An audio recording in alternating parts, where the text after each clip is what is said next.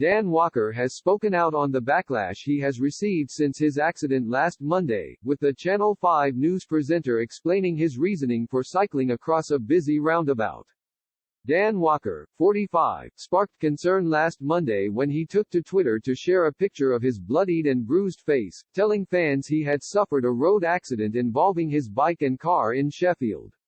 Ever since the incident, the former BBC breakfast presenter has been met with criticism as to why he did not use the nearby cycle lane, which would have directed him to a subway.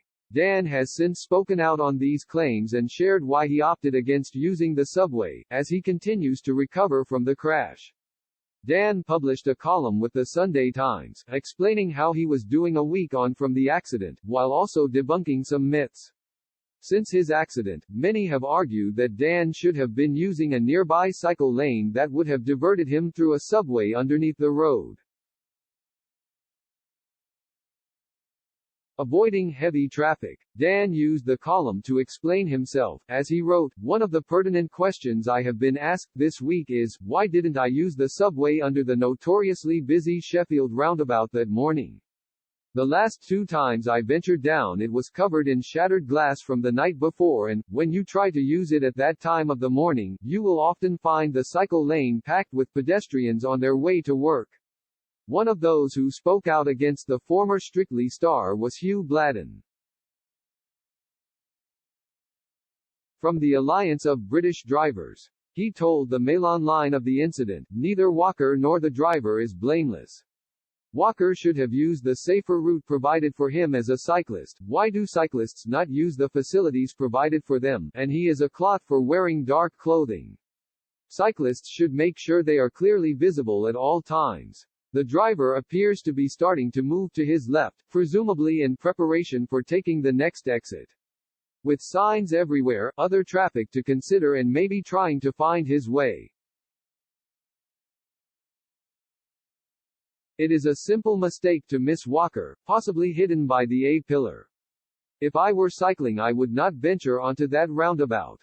Dan also used the column to insist that he is confident that he was not to blame for the accident.